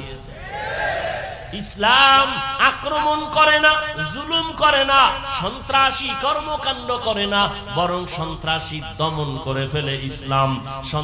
অকল্যাণ দূর করে ইসলাম, অশান্তি দূর করে ইসলাম। রহমতের নবীর সোয়ালাইয়া এমন তারা কন্ট্রোল হয়ে গেল। এত শক্তি আর এত কিছু থাকার পরে বলে, আমার পকেটে টাকা নাই। আরে আবু বকর বললেই তো, টেলিফোন করলে তাড়াতাড়ি আমার ঘরে এতটা পাঠায় দাও, কি টেলিফোনেই তো হয়ে যায়। আবু বকর বলে টাকা নাই। কিছুদিন পরে বিবি সাহেবা কিছু টাকা হাতে নিয়ে বলে, ও স্বামী আমার, সেদিন আপনি বলছিলেন টাকা নাই, মিষ্টি খাওয়াতে পারবেন না, এখন আমি কিছু টাকা দিলাম, এই টাকা দিয়ে আমারে মিষ্টি খাওয়ায় দেন। আমগো বউরা টাকা দিলে স্বামী খুশি না বেজা? ভুলেও জিগেইতো না, কইতো না, খালি মাঝে মাঝে এরকম পারলে আনিস। হ্যাঁ, আবু বকর বলে, বিবি এই টাকা কই পেয়েছো? বিবি ডাক দিয়ে কয়, খলিফাতুল মুসলিমিন সরকারি অর্থ মন্ত্রণালয়ের থেকে আপনি যে খেলাফতের খলিফা দায়িত্ব পালন করে যে বেতন আনেন মাসে মাসে, ওই বেতনের কিছু কিছু টাকা জমাইয়া আমি আপনার হাতে দিলাম মিষ্টি খাওয়ার জন্য। আবু বকর বলে, রে বিবি, তো বুঝলাম, আমি যে বেতন পাই ওই বেতনের যে টাকা, এই যে টাকা তুমি আলাদা করছো, এই টাকাগুলো না হইলেও আমার সংসার চলে, অতএব আগামী মাস থেকে আমি বেতন থেকে এই টাকা কমাইয়া নিব। हर के दारत खौफे हक दर दिल मदगम जन्नतुल मअवा देहत उरा मकाम जुज़बा हक ची ज़े मखाद इंसो जा फजले उआ मस्त दर जुमला जहां। এরে নবীর আশিক, আল্লাহর ভয়ের নাম তাকওয়া। এজন্য আল্লাহ কয়, আমার প্রিয় বন্ধু, সত্যবাদীদের বন্ধু হওয়ার আগে একটা শর্ত, আল্লাহকে ভয় কর, তাকওয়া অর্জন করো, আল্লাহকে ভয় করো, আল্লাহকে ভয় করো। এখানে যদি আমি প্রশ্ন করি, আপনারা কারা কারা আল্লাহকে ভয় করেন? সবাই দুই হাত উঁচু করবে। কোন চালাক বাঙালি থাকলে দুইটা পাও আলগি দিয়ে কইব, চার হাত পায় আল্লাহরে আমরা আপনাদের থেকে বেশি ভয় করি। আছে না নাই? কিন্তু দুঃখ, এখানে এমন আশেকে রাসূল বসে আছেন, ফজর পড়ে নাই, জোহর পড়ে নাই, আসর পড়ে নাই, মাগরিব পড়ে নাই, এশাও পড়ে নাই, আশেক নাই। সেও বলে আমি আল্লাহকে ভয় করি। যে গাঞ্জার বোতল নিয়ে দৌড়ায়, মদের বোতল নিয়ে দৌড়ায়, সেও বলে আমি আল্লাহকে ভয় করি। যে মানুষ হত্যা করে, সেও বলে আল্লাহকে ভয় করি। যে টুপি দেয় না, সেও কায় ভয় করি, আমি টুপিওয়ালাও বলি ভয় করি। যে দাড়ি রাখে না, সেও বলে আল্লাহকে ভয় করি, আমি দাড়ি রাখিয়া কই আল্লাহরে ভয় করি। যে পর্দা করে না, সেও বলে আল্লাহকে ভয় করি, আমি পর্দা করিও বলি আল্লাহকে ভয় করি। আসলে আল্লাহর ভয়, ভয় বড় কঠিন একটা সম্পদ। এই ভয়ের নাম তাকওয়া। যিনি আল্লাহকে ভয় করবেন তার নাম হলো মুত্তাকি। মুত্তাকি হতে পারলে দুনিয়াতে আল্লাহ তাকে 6টা পুরস্কার দান করবেন, আখিরাতে 2টা পুরস্কার দান করবেন। আখিরাতের প্রথম পুরস্কার বিনা হিসাবে জান্নাত, দ্বিতীয় পুরস্কার পর্দা ছাড়া ডাইরেক্ট হবে আমার আল্লাহর সাথে মোলাকাত। এই বরকত পাবে কারা? গাঞ্জা খোর। যাদের মধ্যে আল্লাহর ভয় আছে। এখন যে বেনামাজিও আল্লাহকে ভয় করি, নামাজিও বলে ভয় করি, দাড়িওয়ালা বলে ভয় করি, দাড়ি ছাড়াও বলে ভয় করি। আসলে ভয়ের মর্মটা কি আমরা বুঝি না। উদাহরণ দিয়া বলি, সন্তান মা বাবাকে ভয় করে, প্রমাণ মা বাবার সামনে অন্যায় করে না। ছাত্র শিক্ষকের ভয় করে, প্রমাণ শিক্ষকের সামনে কোনো অপরাধ করে না। ঠিক যারা আল্লাহকে আসলেই ভয় করবে, তারা গুনাহ কখনো করবে না। অতএব যে বলে ভয় করি আবার গুনাহ করে, আসলে সে আল্লাহকে ভয় করে না। এই ভয় মানে তাকওয়া। এটার এত দাম যে দুনিয়াতেই 6টা পুরস্কার আল্লাহ দিবেন, বলার সময় আমার নাই। এই তাকওয়ার এত দাম। আমার নবী যার কোনো গুনাহ, সেই নবীকে পর্যন্ত আল্লাহ নিজে বলেন, ইয়া আইয়ুহান নাবিয়্যুত্তাকিল্লাহ ওয়া লা তুতিইল কাফিরিনা ওয়াল মুনাফিকিন। ও নবী, আপনি আমার এত বড় মুহাব্বতের, দুনিয়ার সব নবী, মুসা নবী, ঈসা নবী, সব নবী রাসূল আমি আল্লাহ তাআলার আশিক, আর আমি আল্লাহ নিজে হলাম আপনি মুহাম্মদের আশিক। ও নবী, এরপর আমি আপনারে বলি, আমি আল্লাহকে ভয় করেন, তাকওয়া অর্জন করেন। কাফেরের অনুসরণ করবেন না, মুনাফিকদের অনুসরণ করবেন না। নবীকে তাকওয়ার বয়ান করতেছেন, আল্লাহর ভয়। আল্লাহ কোরআনের ভিন্ন আয়াতে বলেন, ওয়া আম্মা মান খাফা মাকাম রাব্বিহি ওয়া নাহান নাফসা আনিল হাওয়া ফাইন্নাল জান্নাতা হিয়াল মাওয়া।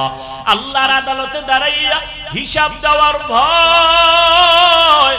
দুনিয়াতে যেই ব্যক্তি মনে মনে আল্লাহর আদালতে দাঁড়ানোর ভয় করিয়া গুনাহ থেকে নিজেকে বাঁচাইবে, নবী বলেন তারে সুসংবাদ দিয়ে দেন, তার ঠিকানা হবে জান্নাতুল মাওয়া। আল্লাহর ভয়। আজকে এত বয়ান কি, বৃষ্টি আর রৌদ্র কি, গরম আর ঠান্ডা, বয়ান 12 মাস। তাবলীগওয়ালাদের বয়ান, পীর সাহেবদের বয়ান, জুমার খতিব সাহেবদের বয়ান, আমাদের বক্তাদের বয়ান, এত বয়ান, আবার মোবাইলে বয়ান, কিন্তু আমলনামা শূন্য কেন? যদি মিথ্যা কথা যে বলে সেও জানে মিথ্যা বলা পাপ, জানে না? যে অন্যের হক নষ্ট করে সেও জানে অন্যের হক নষ্ট করা গুনাহ। মা বাবারে কষ্ট দেওয়া গুনাহ, এরপরও দেয়। মিথ্যা কসম খাওয়া গুনাহ, জানে তারপরও করে। গালি দেওয়া গুনাহ, জানে তারপরও গালি দেয়। গীবত করা গুনাহ, জানে তারপরও গীবত করে।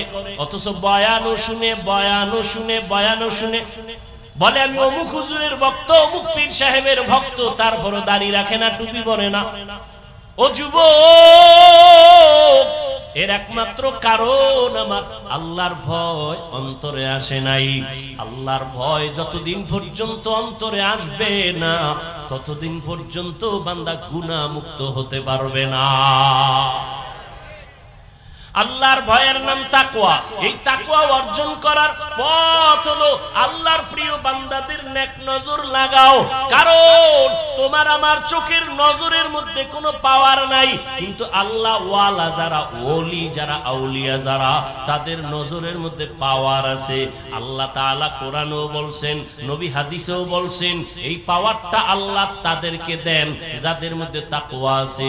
আল্লাহর প্রিয় বন্ধু যারা, এদের শব্দ আল্লাহ পাক কোরআনে বলছেন আউলিয়া, আর এক বচনে বুখারী শরীফে বলছেন ওলি। এরা আল্লাহর বন্ধু, এদেরকে আল্লাহ স্পেশাল পাওয়ার দেন। আউলিয়া কারা? আউলিয়া অলিকুল শিরোমণি ব্যানার লাগাইলে হবে না, জাকের পার্টির ব্যানার লাগাইলে জাকিরিন হওয়া যাবে না, ঈমান আলী নাম রাখলেই মুমিন হওয়া যাবে না। নাম ঈমান আলী, তা যাবে ঈমান আছে না নাই? ঈমান আলী নাম রাখলেই মুমিন হওয়া যায় না। ডাক্তারের ঘরে জন্ম নিলেই ডাক্তার হওয়া যায় না, ঠিক? ইঞ্জিনিয়ার সাহেবের ঘরেই জন্ম নিলে ইঞ্জিনিয়ার হওয়া যায় না। ভালো করে বুঝেন, আল্লাহ পাক রব্বুল আলামিন বলে তাকওয়া এমন একটা পুঁজি, অর্জন করো আল্লাহর মোহাব্বত নিয়া। ও বান্দা, আল্লাহর ভয় অন্তরে জমা যে করবে, সে গুনাহ থেকে নিজেকে গুটাইয়া রাখবে। আল্লাহর ভয় অন্তরে থাকলে গুনাহ করবে না। আল্লাহ ওয়ালা যারা, এদের সাথে লাইন লাগাও, এদের নজরের মধ্যে বরকত আছে। এই পাওয়ারটা আল্লাহ দেন তাকওয়া ওয়ালাদেরকে। আল্লাহ বলেন, আলা ইন্না আউলিয়া আল্লাহ লা খাউফুন আলাইহিম ওয়া লা হুম ইয়াহজানুন আল্লাযীনা আমানু ওয়া কানু ইয়াত্তাকুন। আউলিয়া যারা হবে, তাদের গুণ হবে দুইটা। এক নাম্বার নির্ভেজাল ঈমান, ঈমানের মধ্যে শিরিকের গন্ধ নাই, আমলের মধ্যে বেদাতির গন্ধ নাই, এমন ঈমান থাকবে। দুই নাম্বার গুণ থাকবে তাকওয়া, আল্লাহর ভয়। ইন্নামা ইয়াখশাল্লাহা মিন ইবাদিহিল উলামা। আল্লাহ বলেন, আমার বান্দাদের মধ্যে যারা উলামা, তারা আল্লাহরে ভয় করবে। সাধারণ মানুষ শয়তানের ধোঁকায় ভইরা ডান হাত বাম হাতে আংটি লাগাবে, কিন্তু একজন আলেম বাম হাতে আংটি লাগাবে না। আল্লাহর ভয় নাই সাধারণ মানুষ বাম হাতে পানি পান করবে শয়তানের ধোঁকায় পড়িয়া, কিন্তু যারা আল্লাহর ভয় আলেম, তারা বাম হাতে কিছু পান করবে না, ঠিক? সাধারণ মানুষ ধোঁকায় পড়িয়া শয়তানের বেপরদায় চলবে, দাড়ি কাটবে, কিন্তু একজন আলেম সে বেপরদায় চলবে না। আল্লাহর ভয়, এই ভয়ের উপরে যারা চেষ্টা করবে গুনাহ ছাড়তে, চেষ্টা করবে গুনাহ ছাড়তে, আল্লাহ বলেন এদের আমি দুনিয়াতে যত পুরস্কার দিব, 6টার মধ্যে একটা বড় পুরস্কার হলো, আমি আল্লাহ তাকে একটা স্পেশাল পাওয়ার দান করব, নাম হলো ফুরকান। নাম কি? ইয়া আইয়ুহাল্লাযীনা আমানু ইন তাত্তাকুল্লাহ ইয়াজআল লাকুম ফুরকানা ওয়া ইউকাফির আনকুম সাইয়্যাতিকুম ওয়া ইয়াগফির লাকুম ওয়াল্লাহু যুল ফাদলিল আযীম। আমি তাদেরকে একটা পাওয়ার দান করব, পাওয়ারের নাম ফুরকান। ফুরকান নামের পাওয়ার, এই পাওয়ারটাকে হাদিসের ভাষায় আরেকটা শব্দ দিয়ে বলা হয়েছে। ক্বালান নবী সাল্লাল্লাহু আলাইহি ওয়া আলিহি ওয়া সাল্লাম, ইত্তাকু ফিরাসাতাল মুমিন ফাইন্নাহু ইয়ানজুরু বিনুরিল্লাহ। ও ও দুনিয়ার উম্মতেরা, আল্লাহর প্রিয় বান্দাদের মনের মধ্যে একটা পাওয়ার আছে, কলবের মধ্যে ফেরাসাতের পাওয়ার। এটাকে ভয় করো, কারণ তারা চোখ দিয়ে দেখে না, কলবের চোখ আল্লাহ নূরের আলো দেয়, ওই আলো দিয়া তারা অনেক কিছু দেখে যেটা দুনিয়ার সাধারণ মানুষ দেখতে পায় না। খারাপ লাগতেছে? এত সুন্দর বরকতের দোয়া থুইয়া বাড়ি যাইবেন? আমি গুছাই নিতেছি আর অল্প টাইম। ওমরে ফারুক রাদিয়াল্লাহু তাআলা আন জুমার খুতবা দিতেছেন, হঠাৎ করে অপ্রাসঙ্গিক ভাবে একটা শব্দ ওমর বলে ফেললেন, ইয়া সারিয়াতাল জাবাল, ইয়া সারিয়াতাল জাবাল, ইয়া সারিয়াতাল জাবাল। কয়বার? তিনবার বললেন। তিনবার মানে ও সারিয়া পাহাড়, ও সারিয়া পাহাড়, ও সারিয়া পাহাড়। সারিয়া নামের বান্দাকে ওমর বলতেছে পাহাড় পাহাড়। সারিয়া কই? ওমর যেখানে খুতবা দেয় সেখান থেকে 3000 কিলোমিটার দূরে। অপ্রাসঙ্গিক ভাবে বলে ফেললেন। সারিয়ারে পরে জিজ্ঞান হইল, তুমি শুনছনি? পাশে বইয়া বললে যেভাবে শুনি ওইভাবে শুনছি। তা কি ওমর গায়েব জানে? গায়েব জানে? গায়েবের মালিক কে? কুল লা ইয়ালামু মান ফিস সামাওয়াতি ওয়াল আরদিল গায়বা ইল্লাল্লাহ। হে নবী, আপনিই বলে দেন, আসমানের বাসিন্দারা কেউ গায়েব জানে না, জমিনের বাসিন্দারা কেউ গায়েব জানে না, একমাত্র কে জানেন? একমাত্র আমার আল্লাহ জানেন গায়েব। তো ওমর হাজার হাজার হাজার মাইল দূরের থেকে কেমনে যে দেখলেন সারিয়ার সামনে শত্রু, ওমর বললেন পাহাড়টাকে পেছনে লাগায় দাও, শত্রু আসতে পারবে না, একদিক দিয়া শত্রুর মোকাবেলা করো। ওমর কেমনে দেখলেন? আল্লাহ কয় এই পাওয়ারটা কোরআনের ভাষায় হলো ফুরকান, হাদিসের ভাষায় হলো ফেরাসাত। আল্লাহ তাআলা এটা পাওয়ার দান করেন তাকওয়ার কারণে। কিসের কারণে বলেন? তাকওয়া মানি আল্লাহর ভয়। এই পাওয়ারের কারণে আল্লাহ পাওয়ার দান করেন, এই তাকওয়ার কারণে। আল্লাহর ভয় যাদের অন্তরে থাকবে তারা ইচ্ছা করে গুনাহ করবে না, গুনাহ যদি হইয়াও যায় তওবা করতেও দেরি করবে না। ও আল্লাহর বান্দা, ওমরে ফারুক রাদিয়াল্লাহু তাআলা আনহু ঈদে খেলাফতে আছেন, চেয়ারে বসা আছেন। এই খেয়াল করেন, একদিন বিবি ডাক দিয়া কয়, ও স্বামী আমার, খলিফাতুল মুসলিমিন, আপনি খেলাফতের দায়িত্বে আছেন। ওই সময় অর্থ মন্ত্রণালয়ের জিম্মাদার আবু ওবায়দা ইবনুল জাররাহ রাদিয়াল্লাহু আনহুকে দিলেন। কয় আমগো বাজার ঘাট তেমন লাগবে না, এই দুই একদিন পরে ঈদ আসতেছে, বাচ্চার কিছু কাপড় চোপড় লাগবে, কিছু ব্যবস্থা করেন। ওমর বলে আমার কাছে টাকা নাই।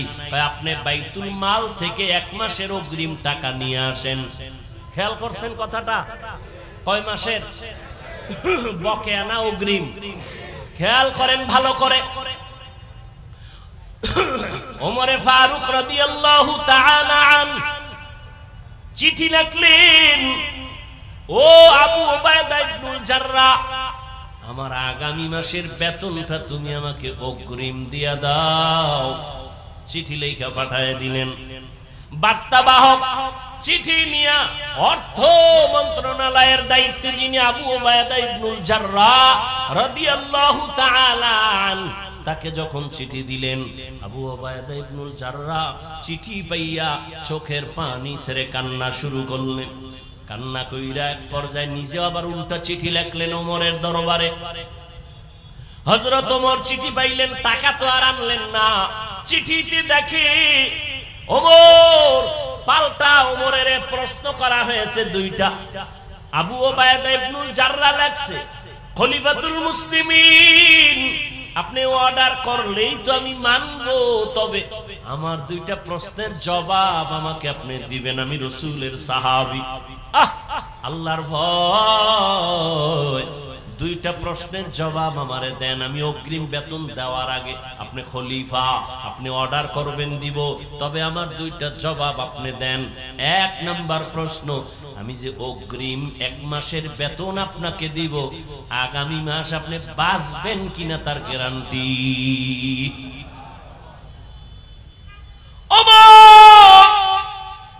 কিং কর্তব্য বিমূঢ় হয়ে চোখের পানি ফেলে কাঁদতেছেন।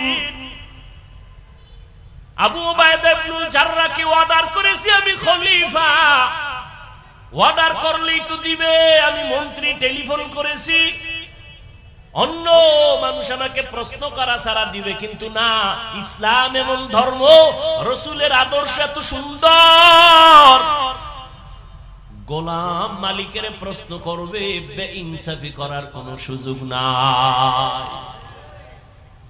ওমরের প্রশ্ন করলেন, এক মাসের অগ্রিম যে বেতন নিবেন, আগামী মাসের আপনি বাঁচবেন তার কোনো গ্যারান্টি আসেনি? আছে। 2 নাম্বার প্রশ্ন, ও খলিফা আপনি এই এটা সরাও, যাও যাও যাও যাও, আস্তে আস্তে সরাই। ভাইরা আমার, প্রশ্ন কয়টা করছে বলেন না কেন? দ্বিতীয় প্রশ্নটা ভালো করে শুনেন। খলিফাতুল মুসলিমিন হযরত ওমর কাগজটা পাইয়া দেখে দ্বিতীয় প্রশ্ন আবু উবাইদা ইবনুল জাররাহ বলতেছেন, ও খলিফাতুল মুসলিমিন, আপনি যে 1 মাসের অগ্রিম বেতন চাইতেছেন, বলেন আপনি আজকে খলিফা আছেন, আগামী মাসে জনগণ আপনারে চেয়ারে রাখবে কিনা জবাব দেয়। বুঝেননি কিছু? কি বুঝেন? ওমরের মতো ব্যক্তি যাকে শয়তান দেখলে ভয় পায়, সেই ওমরকে এত কঠিন প্রশ্ন। 1 নম্বরে আপনি 1 মাসের অগ্রিম বেতন চাইলেন, বাঁচবেন কিনা গ্যারান্টি। দ্বিতীয়, আপনি আজকে চেয়ারে বসে আছেন, ক্ষমতার মালিক, আগামী মাসে যে আপনি চেয়ারে থাকবেন আর জনগণ রাখবে তার গ্যারান্টি আছে? আগামী মাসে চেয়ারে থাকবেন না জোহরের আগে চলে যাবেন, গ্যারান্টি নাই। অতএব অগ্রিম বেতন আমি কেমনে দিব? ওমর চিঠি পাইয়া কান্নায় বিভোর, হাত উঁচু করে আমার মালিকের ডাক দিয়ে বলে, মালিক তুমি কত দয়াময়, আবু উবাইদা ইবনুল জাররাহকে তুমি কবুল করে নিও রে মালিক। আমার অন্তর চোখ খুলে দিছে, আসলেই তো আজ আমি চেয়ারে বসছি, কালকে বসার কোনো গ্যারান্টি নাই। এই চেয়ারম্যানের মেয়াদ শেষ হয়ে গেছে। আল্লাহ যারে বসায় সে থাকতে পারবে যতক্ষণ আল্লাহ রাখবেন, জোর করে থাকতে গেলে থাকা যাবে না। ওমর চোখের পানি ছেড়ে আবু উবাইদা ইবনুল জাররাহর জন্য কান্না করলেন। আল্লাহর ভয় তাকওয়া না থাকলে এগুলো সম্ভব না। ও কদমতলী কেরানীগঞ্জের মুসলমান বাবারা, ও কলিজার টুকরা আমার যুবকেরা, আজকে কত কষ্ট ওলামায়ে কেরাম করেন, এর ঋণ আদায় করতে পারবা না, রাগ করো আর যা করো, বিবেক দিয়ে একটু চিন্তা করিও বাবা। ওলামায়ে কেরামরা একটা গালি তোমাকে দেয় না, এই যে এত চিল্লায়া বয়ান করতেছি কত কষ্ট, টাইম মতো খানা নাই, টাইম মতো ঘুম নাই, এতটা দৌড়াদৌড়ির মাঝে আবার বয়ান, চিল্লায়া চিল্লায়া বয়ান, কথা বলার মতো কষ্টের কাজ এই জমিনে আর একটাও নাই। এত কষ্টের কথা, এত কষ্ট করিয়া এই যে এতক্ষণ চিল্লাইলাম, একবারও বলি নাই সবাই আমার দলে আসো। আমি কোন দলের পথে দাওয়াত দেই নাই। আমি কিন্তু বলি না, এই যুবকেরা স্কুল কলেজ বাদ দিয়ে তোমরা হুজুর হইয়া তসবিহ হাতে নাও, বলছি। তুমি চরমনাই না গেলে জাহান্নামে যাবা বলি নাই, তুমি তাবলীগ না করলে জাহান্নামে যেতে হবে বলি নাই। ও যুবক, স্কুল কলেজ ছাড়িয়া কওমি মাদ্রাসায় যাও তাও বলি নাই, বরং আমি তোমাকে আশ্বাস দিয়া, কলিজা দিয়া, দোয়া দিয়া বলতে চাই, এতগুলো মানুষের আমিন খালি ফেরত যাবে না। ও যুবক, রহমতের নবী তোমার জন্য কত মায়ার খুশির কথা বলছে, মায়ার নবীকে কত কষ্ট দিছে বেদিন বেঈমানেরা। আমার নবী দুনিয়াতে আইসা বাবা বলে ডাকতে পারেন নাই, 6 বছরে মা হারাইয়া নবী অসহায়, চারদিকে রাসূলের দুশমন আর আক্রমণ। আমার নবী দোয়া করলে উহুদ পাহাড়টা স্বর্ণ হয়ে যাইত। কিন্তু সেই নবী বলেন, ও যুবকেরা, আমি মুহাম্মদের এত কষ্ট, এত কষ্টের জীবন আমার বংশের লোকেরা শুধু শুধু আমার উপরে হিংসার বশীভূত হইয়া আমাকে শিয়াবে আবু তালিবের মধ্যে গৃহবন্দী করে 3টা বছর রেখেছে। আমাকে পানি দেয় না, খানা দেয় না। আমি আল্লাহর এত পেয়ারা গোলাম, আমি গাছের পাতা সিরা সিরা চাবাইয়া চাবাইয়া খাইয়া নিজের পেটের ক্ষুধা নিবারণ করেছি। ওই সময় আমার বিরোধিতা করেছে যারা বুড়া, আর আমি মুহাম্মদের উপকার করেছে যারা তারা যুবকেরা আমার উপকার করেছে, বুড়ারা আমার বিরোধিতা করেছে। ও যুবক বাবা, আল্লাহর নবী যুবকদের জন্য কত খুশির কথা বললেন। রহমতের নবীর উপকার করেছে যুবক। ও যুবক বাবা, তুমি কি উপকার করলা রহমতের নবীর? তুমি মুসলমান, আমিও মুসলমান। তোমার পাও ধইরা ধইরা বয়ান করি, নামাজের কথা বলি, তুমি নামাজ পড়তে চাও না, আর আমি নামাজ ছাড়তে চাই না। তুমিও মুসলমান, আমিও মুসলমান। তোমার আমার আল্লাহ এক, তোমার আমার নবী নাকি আলাদা? তোমার আমার ধর্ম এক, তোমার আমার কাবা এক, তোমার আমার কোরআন এক, হাদিস, তোমার আমার কালেমা এক। দুনিয়াতে আসছি তাও এক, মরণকালে কাফনের সংখ্যা হবে 3টা, তাও এক। আমি বক্তার সম্মানে একটা কাফন কেউ বাড়াইয়াও দিবে না। তুমি গরিব রিকশাওয়ালা হলেও একটা কাফন কেউ কমাইয়া দিবে না, কালার হবে আলাদা। হুজুরদের কাফনের কালার হবে একরকম, যারা হুজুর না তাদের কাফনের কালার হবে ভিন্ন। কে হুজুর না, কে মালিক, কে গোলাম, কে ডাক্তার, কে রোগী, কে ইমাম, কে মুক্তাদি, সবার বেলায় কাফনের কালার এক। কাফনের উপরে লেখা থাকবে বড় হুজুরের লাশ, তাও থাকবে না রে বাবা। সব আজকে আমি বক্তা হইয়া কত ভাব দেখাই, তুমি শ্রোতা, তুমি দুর্বল, তুমি ডাক্তার হইয়া ভাবে আসো, আমি রোগী হইয়া সিরিয়ালে কষ্ট পাই। কিন্তু কাফনের মধ্যে যেদিন ঢুকবো ওই দিন সবার বাহাদুরি শেষ হয়ে যাবে। মালিকের লাশটা যেমন পড়ে থাকবে, গোলামের লাশটাও তেমন পড়ে থাকবে। ইমাম সাহেবের লাশটা যেমন থাকবে, মুক্তাদির লাশটাও তেমন থাকবে। সবার বেলায় 3টা সাদা কাফন। কবরের সাইজও হবে এক। কবরে রাখার পরে প্রশ্ন হবে 3টা, তাও এক। আমাকেও যেই প্রশ্ন, আপনাদেরও সে একই প্রশ্ন। রবের পরিচয় দাও, ধর্মের পরিচয় দাও, রাহমাতুল লিল আলামিনের পরিচয় দাও। এই 3টা প্রশ্নের জবাব যারা দিতে পারবে, নবী বলেন সাথে সাথে আল্লাহ গায়বী আওয়াজ দিয়ে বলবে, ও ফেরেশতা, এর কবরটা বেহেশতের সাথে রাস্তা বানায় জান্নাতের ফয়সালা করে দাও। আর এই 3টা প্রশ্নের জবাব যারা দিতে পারবে না, নবী বলেন আমার আল্লাহ গায়বী আওয়াজ দিয়ে বলবেন, এই নাফরমান, এই বেনামাজির কবর জাহান্নামের সাথে রাস্তা খুলে দাও। ও যুবক, আমি আজকে তোমার মতো প্যান্ট শার্ট টাই লাগাইয়া দাড়ি কামাইয়া যদি রাস্তায় চলতাম, কেউ আমারে বাধা দিত না। কিন্তু বাবা, আজকে টুপি মাথায় দিলে মাথা গরম লাগে, কম বুঝি না। দাড়ির কারণে যৌবনের ভাব চলে যায়, তাও বুঝি। জামার কারণে গরম লাগে, তাও বুঝি। এই টুপি দাড়ির কারণে কত গালি শুনলাম। এরপরও কেন টুপি ছাড়ি না, কেন দাড়ি ফালাই না, কেন বেপরদায় চলি না?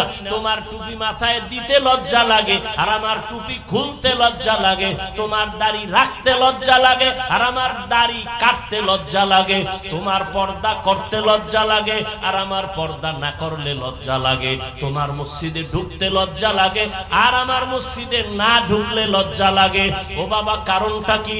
তোমার আমার আল্লাহ এক, নবী এক, কোরআন এক, হাদিস এক, কাবা এক, মরণ এক, কাফন এক, কালার, কবরের প্রশ্ন এক।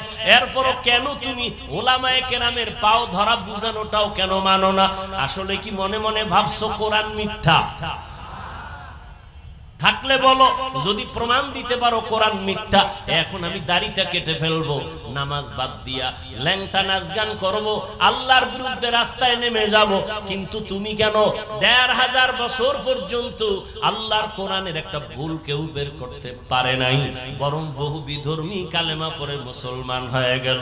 এ শুধু তাই না, ও যুবক, সবাই যে খারাপ তাও না, তোমার মতো যুবক জীবনে মাদ্রাসায় পড়ে নাই, স্কুল কলেজে পড়ে, 5 বেলার নামাজ পড়ে, সত্য কথাটা স্বীকার করো, আছে না নাই? তুমি তোমাকে প্রশ্ন করো, তুমি কেন পারবা না? তোমার মতো যুবক তাকায় দেখো, রাস্তায় গাড়ি চালায়, 5 বেলার নামাজ পড়ে, তোমার বিবেকটাকে জিজ্ঞাসা করো, তুমি কেন পারবা না? তোমার মতো যুবক কৃষি কাজ করে, নদীর মধ্যে মাছ ধরে, শ্রমিকের কাজ করে, নামাজ পড়ে নাই, বলো তুমি কেন পারবা না? তোমার মতো যুবক ব্যবসা করে, চাকরি করে, র‍্যাব, আর্মি, পুলিশ, বিডিআরে আছে, নামাজ পড়ে, আছে না নাই? বলো বাবা তুমি কেন পারবা না? আল্লাহর কোরআনটারে মিথ্যা মনে করিও না, আল্লাহর কোরআন সত্য। ওরে আমার তো কোনো আমল নাই, ওরে যারা আমলওয়ালা একুরেট, আল্লাহ পাক কবুলিয়তের গ্যারান্টি কার্ড পাঠাইয়া দিবেন সাহাবায়ে কেরামদের, তাদের এত সুন্দর আমল, আবু বকর, ওমর, ওসমানের এত সুন্দর নামাজ, এত সুন্দর তেলাওয়াত, এত সুন্দর তাকওয়া, এত সুন্দর তাদের ইখলাস, এত সুন্দর কোরআনের তেলাওয়াত, এত সুন্দর জিকির, এত ভালো ভালো আমল করিয়া জান্নাতের টিকিট পাইয়াও সারা জিন্দেগি শুধু কান্না আর কান্না। নবী বলেন, আমি একদিন রাতের বেলা শুনি, আমার হুজুরার পাশেই তো মসজিদে নববী, আমি শুনি কানের মধ্যে কান্নার আওয়াজ আসতেছে। আমি নজর করে দেখলাম কে কান্না করে গভীর রাতে। আমি দেখলাম আমার মসজিদে কেউ না, আমার মাওলা যাকে জান্নাতের টিকিট দিছেন, আমার হাতে গড়া সাহাবী আবু বকর নামাজে দাঁড়ায় দাঁড়ায় কান্না করে। আমি নবী সইতে না বাইরা বের হয়ে গেলাম। আমি আবু বকরকে জিজ্ঞাসা করলাম, আবু বকর আপনি নামাজে দাঁড়াইয়া গভীর রাতে কেন কান্না করতেছেন? আবু বকর বলেন, ইয়া রাসূলুল্লাহ, আল্লাহর আদালতে হাসরের ময়দানে কেমনে দাঁড়াবো, এই ভয় আমি নামাজে দাঁড়ায় কাঁদতেছি। নবী বলেন, আবু বকর জান্নাতি সাহাবীদের মধ্যে আপনি প্রথম নম্বরে সুসংবাদ পাইছেন, আবার ভয় কিসের? আবু বকর বলেন, ও নবী, যেই আল্লাহ আমার উপরে খুশি হইয়া জান্নাতের সার্টিফিকেট দিয়েছেন, ওই আল্লাহ যদি বেজার হইয়া আবার সার্টিফিকেট ক্যান্সেল করে দেয়, আমি মাওলার কাছে কি জবাব দিব সেদিন? আপনি যে ভয়ঙ্কর কথা বলছেন ওই হাসরের মাঠের। আম্মা জান আয়েশা বলেন, রহমতের নবীও কাঁদতেছেন কবরের ভয়, হাসরের ময়দানের ভয়। কিয়ামতের ময়দানটা হবে এই জমিন, নবীরা সমস্ত মানুষগুলো উলঙ্গ দাঁড়াবে, নারী পুরুষেরা। আম্মা জান আয়েশা বলেন, নবী হাসরের ময়দানে নারী পুরুষ যদি উলঙ্গ দাঁড়ায়, লজ্জা কি কেউ পাবে না, শরম পাবে না? নবী বলেন, শরম পাবে দূরের কথা, এমন আযাব শুরু হয়ে যাবে, একদিকে সূর্যের গরম, অন্যদিকে জাহান্নামের আওয়াজ, অন্যদিকে রহমতের নবী বলতেছেন, আমার আল্লাহর রাগান্বিত আওয়াজ, লিমানিল মুলকুল ইয়াউম লিল্লাহিল ওয়াহিদিল কাহ্হার। ও যুবক, কয়দিন আর যৌবনের বাহাদুরি করে নামাজ ছাড়বা, বেপরদায় চলবা, দাড়ি কাটবা? তোমার মতো কত যুবক তো এই ছাত্র জনতার আন্দোলনে কবরে চলিয়া গেল। ও যুবক বাবা, কত যুবকের লাশ গাড়ির নিচে তাকায়া দেখো, এমন একটা দিন নাই বাসের নিচে, গাড়ির নিচে, পানির নিচে যুবকের লাশ নাই। কয়দিন আর বাঁচবারে যুবক বাবা? আজকে তুমি যত বান্ধবী দেখো আর বন্ধু দেখো, ওরে আজরাইল যখন এসে যাবে কেউ নাই, তোমার আমার গায়ের গেঞ্জিটা পর্যন্ত বেলেট দিয়া কেটে কেটে রেখে দিবে। কেউ নাই। কই আমার বন্ধু যদি শুনে তুমি আমি মরে গেছি, সাথে সাথে বন্ধু মোবাইল থেকে নাম্বারটা ডিলিট করে ফেলবে, বলবে তো মরিয়া গেছে, এখন আর এর নাম্বার মোবাইলে রাইখা লাভ নাই। আমার হাতের ঘড়ি বলি আমার ঘড়ি, আমি মরিয়া গেলে ঘড়িটা আরেকজনে হাতে দিয়া বলবে এটার মালিক আমি। আমার মোবাইলটা আরেকজনে হাতে নিয়ে বলবে মোবাইলটা আবার। আমার বাড়ি আমার বাড়ি আমার গাড়ি যাই বলি সবাই আমাকে নামায় বলবে বাড়ির মালিক আমি। আমারে 3টা সাদা কাপড়ের প্যাকেট বানাইয়া জানাজা পড়াইয়া এমন একটা কবর বাসবাগানে নিয়ে রাখবে যেখানে বাতি নাই, সাথী নাই, কোনো আপন কেউ নাই। আমার মা কোথায়, বাবা কোথায়, ভাই কোথায়, বোনেরা কোথায়, বন্ধু কই? এখন আমি ডানে বামে দেখবো মাটি আর অন্ধকার আর মাটি। ওই কবর দেইখা উসমান রাদিয়াল্লাহু তাআলা আনহু কান্না করে। ও উসমান, আপনি জান্নাতি সাহাবী, কান্দেন কেন? বলে অন্ধকার কবরে গিয়া যদি 3টা প্রশ্ন দিতে জবাব দিতে না পারি, আমার মাওলার গায়বী আওয়াজ হবে, ও কবরের মাটি, এই নাফরমানের 2 পার্শ্ব থেকে জোরে জোরে চাপ দাও। কবরের মাটি চাপ সহ্য করতে পারবি না রে যুবক। একটা মশার কামড় সইতে পারি না, একটা বেতের বাড়ি সইতে পারি না, সূর্যের গরম সইতে পারি না, জাহান্নামের গরম কেমনে সহ্য করব? হাসরের ময়দানে জাহান্নামের গরম কেমনে সহ্য করবা? সাহাবায়ে কেরাম যদি এত আমল তাকওয়া নিয়েও কান্না করতে পারেন, ওমরের মতো বান্দা কাঁদতে পারেন, তুমি আমি তো যা করি আমল নাই, নামাজ নাই, রোজা নাই, দাড়ি নাই, টুপি নাই। ও দাড়িওয়ালা, দাড়ি কামানেওয়ালা ভাইরা, বেপরদাওয়ালা ভাইরা, ও পর্দার আড়ালের মা বোনেরা, ও বৃদ্ধ বাবাজিরা, দুনিয়াটা কিছুই না রে বাবা। সাহাবাদের কান্না যদি হয় তোমার আমার কান্না করতে করতে তো বুক ফাটিয়া মরিয়া যাওয়ার কথা, অথচ তোমার আমার চোখে পানি নাই। অন্যেরা যদি কান্না করে তাও তুমি পছন্দ করো না রে বাবা। এখনো সময় আছে, 2টা চক্ষু বন্ধ করে মরণের জন্য একটু চিন্তা করে আমার মালিকের অন্তর খুলিয়া মনে মনে ডাক দাও, হে আল্লাহ, ও দয়ার মালিক, তুমি এত বড় দয়াময়। আমার দুনিয়াতে আসার পরে মা বাবায় কত মিষ্টি খাইলেন, আনন্দ করলেন, আমি কত পবিত্র। আজকে আমি এতটাই গুনার কারণে নাপাক। আমার গুনার কথা আমার মা জানে না, ভাই জানে না, বোনেরা জানে না, আমার পরিবারের কেউ জানে না। গুনার কারণে মনে হয় আমার হাত না পাক, আমার চোখ না পাক, আমার জিহ্বা না পাক, অন্তর না পাক। আজকে আমার গুনার খবর ভাই জানলে আমাকে ভাই বলে সম্মান করত না, স্ত্রী জানলে স্বামী বলে বরণ করত না, মা বাবা আমার অন্যায়ের খবর জানলে ভালো চোখে তাকাইতো না। ও আল্লাহ, তুমি কত দয়ার মালিক। আমার হাজারো গুনাহ দেইখা রাগ করিয়া পানি বন্ধ করো নাই, বাতাস বন্ধ করো নাই, সূর্যের আলো বন্ধ করো নাই। ও আল্লাহ, আজকে তওবার নিয়তে ময়দানে হাজির হয়েছি। শয়তানের ধোকায় পড়ে কত দাড়ি কাটছে, কত নামাজ ছাড়লাম। আল্লাহ, আজকে থেকে তওবা করলাম, মরিয়া গেল আর নামাজ ছাড়বো না, দাড়ি কাটবো না, বেপরদায় চলবো না, মা বাবার সাথে বেয়াদবি করবো না, ওলামায়ে কেরামের পরামর্শ নিয়া, নবীর তরিকা মানিয়া